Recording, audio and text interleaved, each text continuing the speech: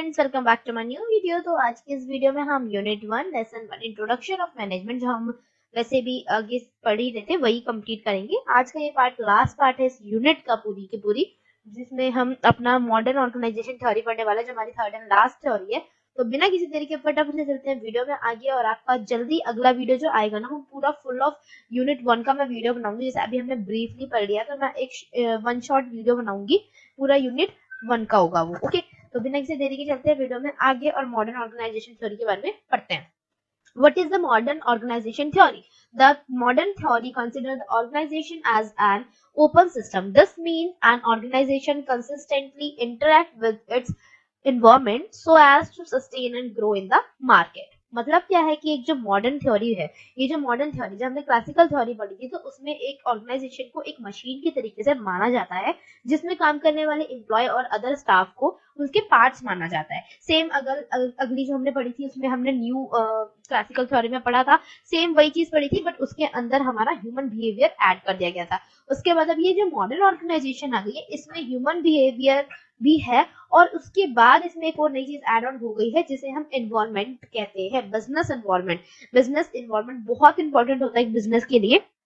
तो इसमें कहा गया है कि एक ऑर्गेनाइजेशन क्या है, मॉडर्न थ्योरी कहते हैं कि एक ऑर्गेनाइजेशन एक ओपन सिस्टम है, खुला हुआ सिस्टम होता है। लाइक किसके अंदर, जो डायरेक्टली किससे इंटरेक्ट करता है, एनवायरनमेंट से इंटरेक्ट करता है, ताकि जो इसी वजह से वो एक एनवायरनमेंट यानी एक मार्केट के अंदर रुक सकता है, स्टैंड कर सकता है, स्टेन कर सकता है एंड ग्रो कर सकता है। तो ये बहुत इंपॉर्टेंट होता है एक ऑर्गेनाइजेशन के लिए। बेसिकली इस ऑर्गेनाइजेशन में बिजनेस एनवायरनमेंट को इंक्लूड करा है और उसको इंपॉर्टेंस दी गई है कि एक ऑर्गेनाइजेशन को कभी नहीं भूलना चाहिए कि सोसाइटी के अगेंस्ट, सोसाइटी के टुवर्ड्स सॉरी, उसका क्या रिस्पॉन्सिबिलिटी बनती है। लाइक वो इको फ्रेंडली होना चाहिए, वो कम से कम मेंटेन प्राइस में गुड क्वालिटी प्रोडक्ट्स प्रोवाइड करना चाहिए, एजुकेशन, टेक्निक्स, एम्प्लॉयमेंट्स और इको फ्रेंडली अवेयरनेस, ये सारी चीजें वो एक सोसाइटी को प्रोवाइड करना चाहिए। तभी एक ऑर्गेनाइजेशन एक मार्केट के अंदर या एक सोसाइटी के अंदर अच्छे से ग्रो अप और सस्टेन हो सकता है। आई होप आपको मॉडर्न ऑर्गेनाइजेशन थ्योरी का मीनिंग अच्छे से क्लियर हो गया होगा। अब ये मॉडर्न ऑर्गेनाइजेशन थ्योरी जो है, इसमें बहुत सी प्रॉब्लम्स भी आती हैं, अलग अलग तरीके के एनवायरनमेंट, ह्यूमन बिहेवियर को देखते टाइम पे जब प्रॉब्लम्स आती हैं, तो मॉडर्न ऑर्गेनाइजेशन में हम किस के थ्योरी के थ्रू हम इन प्रॉब्लम्स को सॉल्व करते हैं। तो इसकी 3 सब थ्योरीज हैं, जिनकी हेल्प से हम जिसे कहाँ यूज करते हैं, मॉडर्न थ्योरी के अंदर यूज करते हैं, और जिनकी हेल्प से हम मॉडर्न थ्योरी या मॉडर्न ऑर्गेनाइजेशन में आने वाली जितनी भी मतलब प्रॉब्लम्स होती है, उन्हें फेस करते हैं या सॉल्व करते हैं।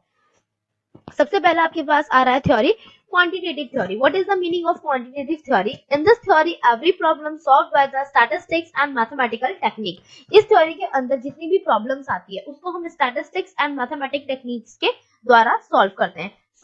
इससे हमें ये चीज और क्लियर हो रही है, अगर हम इस टेक्निक को यानी कि इस प्रॉब्लम्स को स्टैटिस्टिक्स एंड मैथमेटिकल टेक्निक से सॉल्व कर रहे हैं, दैट मीन की जो प्रॉब्लम्स आती हैं इसके अंडर में, वो भी स्टैटिस्टिक्स या मैथमेटिक्स से रिलेटेड होती हैं। It also depends on place of in business location. What can manager use? Computer manipulation और information module.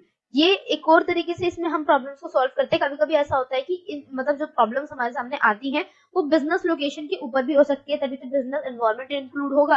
तो उस केस में मैनेजर्स अलग अलग तरीके से अलग 2 टेक्निक्स यूज करते हैं, या तो वो कंप्यूटर ऑब्लिगेशन का यूज करते हैं, या तो इंफॉर्मेशन मॉड्यूल, जो उनके पास इंफॉर्मेशन पहले से होती है, उसकी हेल्प से उन प्रॉब्लम्स को सॉल्व करते हैं। ये किस पे डिपेंड होता है, बिजनेस लोकेशन पे। अदरवाइज इसमें आने वाली जितनी भी प्रॉब्लम्स होती है, उसे किस तरीके से सॉल्व किया जाता है, स्टैटिस्टिक्स एंड मैथमेटिकल टेक्निक से। तो आई होप क्वांटिटेटिव थ्योरी आपको क्लियर होगी। उसके बाद आपके पास आ रही है सिस्टम थ्योरी। सिस्टम के नाम से हमें लग रहा है कि इसमें हम बेसिकली फुल ऑफ हमारी ओवरऑल हमारे ऑर्गेनाइजेशन की बात कर रहे हैं, पूरे सिस्टम की बात कर रहे हैं।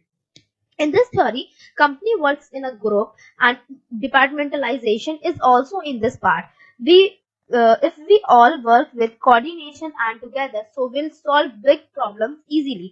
इसमें आपको क्लियरली बताया गया कि एक कंपनी के अंदर जब सभी लोग ग्रुप में काम करते हैं, एक साथ एकजुट होकर काम करते हैं, तो यानी कि कोऑर्डिनेशन में और टुगेदर होकर, यानी कि एक साथ मिलके, तब जाके हम बड़ी प्रॉब्लम को भी, अगर हमारे पास बड़ी सी बड़ी प्रॉब्लम भी आए तो हम उसे इजीली डिनाई कर सकते हैं, इजीली सॉल्व कर सकते हैं। ये बेसिकली यही बताता है। जैसे कि हम डिपार्टमेंटलाइजेशन भी एक इसका पार्ट हम कह सकते हैं। डिपार्टमेंटलाइजेशन में क्या होता है, पूरी ऑर्गेनाइजेशन होती है हमारे ऑब्जेक्टिव गोल पे फोकस करती है और हम उस ऑब्जेक्टिव गोल को अचीव करने के लिए अलग अलग डिपार्टमेंट्स बनाते हैं, लाइक फाइनेंस का अलग, सेल का अलग, प्रोडक्शन का अलग, एचआर की, हम अपने गोल को अच्छे से अचीव कर सके। तो आई होप आपको सिस्टम थ्योरी भी अच्छे से क्लियर हो गई होगी। इस पे हम पूरे सिस्टम की बात करते हैं। लास्ट एंड फाइनल जो हमारा थ्योरी आ रही है वो कॉन्टिजेनियस थ्योरी है। कॉन्टिजेनियस थ्योरी क्या होती है, ये एक तरीके की अनसर्टेन थ्योरी होती है। अनसर्टेन का मतलब क्या होता है, this is a uncertain theory also. Uncertain मतलब अनसर्टेन रिस्क आपने सुने होंगे, वो चीजें जो हमें पता ही नहीं होती, जिनका हमने कोई प्लान नहीं किया होता, अचानक से होने वाली चीजों को हम अनसर्टेनली बोलते हैं। ये एक ऐसी थ्योरी है जिसमें हम अनसर्टेन मतलब चीजों के ऊपर, इससे मतलब जो अनसर्टेन हमारे सामने प्रॉब्लम्स आ जाती है ना अचानक से, उनको सॉल्व करने वाली ये थ्योरी होती है। A manager not decide everything a good and right decision and sometime according to condition some decision is delayed. So in this case manager takes a random decision but according to internal and external environment condition. मतलब क्या है कि देखिए कॉन्टिजेनियस theory में अब ये condition होती क्या है, क्या कंडीशन आपके सामने आती है या क्या प्रॉब्लम आपके सामने आती है जब आप कॉन्टिजेनियस रैंडम डिसीजन लेते हैं। तो इसमें क्या है, एक मैनेजर कभी कभी ना सही डिसीजन नहीं ले पा रहा होता है। सपोज हमने पहली बात तो कोई भी हमने गोल अगर अपना रखा होता है मोटिव पे कि हमें ये गोल अचीव करना है, तो हम पहले से ही सोच लेते हैं कि हमें किस तरीके से काम को करना है, तो प्लानिंग हमारी पहले ही हो जाती है। बट कभी कभी क्या होता है ना, रैंडमली ना इन्वायरमेंट चेंज हो जाता है, कंडीशंस चेंज हो जाती है, जो चीजें हमने सोची होती है हमारी आंखों के सामने अचानक से चेंज हो जाती है। बिल्कुल आइडिया नहीं होता कि ऐसा होगा, पर हो जाती है। तो अब हम वो अनसर्टेन चीजों को तो नहीं बदल सकते, यही तो मेन मुद्दा है इस थ्योरी का, राइट। तो उस टाइम पे जो बदलती है हमारा डिसीजन, बिल्कुल ही, अब भाई कंडीशन बदल के तो प्लान तो इम्प्लीमेंट हो ही नहीं सकता। अब जो हमें रैंडम प्लान लेना है, रैंडम डिसीजन लेना है बेसिकली, या कभी कभी ऐसी कंडीशन हमारे सामने आ जाती है कि हमारा जो उस टाइम का डिसीजन होता है वो थोड़े टाइम के लिए डिले हो जाता है, आगे फॉरवर्ड हो जाता है। बट उस टाइम पे स्टिल हम क्या करें, तो उस टाइम पे लेने वाले जो रैंडम डिसीजन होते हैं वो हमारे कॉन्टिजेनियस डिसीजन भी कहलाते हैं, जिसमें हम कॉन्टिजेनियस थ्योरी का यूज करके उसको लेते हैं। तो कॉन्टिजेनियस थ्योरी में रैंडम डिसीजन लिए जाते हैं but according to internal and external conditions के, जो भी हमारी बिजनेस एनवायरनमेंट कंडीशन होगी एक्सटर्नल और इंटरनल की। हाँ, अब रैंडम डिसीजन लेना तो रैंडमली क्या कंडीशन है, बिकॉज इस कंडीशन का तो हमने सोचा ही नहीं था, ये कंडीशन रैंडम आई है ना, तो अब क्या कंडीशन है उसके अकॉर्डिंग हमें एक न्यू डिसीजन लेना होता है, तो वो आपका रैंडम कॉन्टिजेनियस डिसीजन कहलाता है। आई होप आपको ये तीनों की तीनों थ्योरीज अच्छे से क्लियर होगी और मॉडर्न ऑर्गेनाइजेशन की थ्योरी भी अच्छे से क्लियर होगी। तो यही था इस यूनिट में जो हमने स्टार्टिंग से अभी तक पढ़ा है। पहले तो हमने मैनेजमेंट की सारी डिटेल्स पढ़ी है, उसे थोड़ा सा और ब्रीफ में पढ़ा है, जो बेसिकली हमने 11th एंड 12th में कर ही रखा था।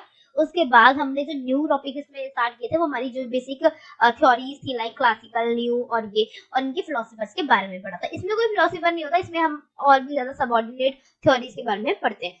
सो आई होप आपको ये पूरा का पूरा यूनिट अच्छा लगा होगा, बहुत इंटरेस्टिंग भी है और समझ में आया होगा। और फटाफट से जाइए मॉडर्न ऑर्गेनाइजेशन को कंप्लीट करिए और हैप्पीली इस अपने यूनिट को एंड करिए। तो आपका जो नेक्स्ट वीडियो आने वाला है वो मैं वन शॉट बनाने वाली हूँ यूनिट 1 का। तो फटाफट से जाइए इसको रैंडमली कंप्लीट करिए और वन शॉट में उतना फोकस चाहे तो उसको एक बार रिवीजन करके उसके बाद आप अपनी प्लानिंग को स्टार्ट कर सकते हैं बिल्कुल आसानी से। जब तक के लिए बाय बाय, टेक केयर।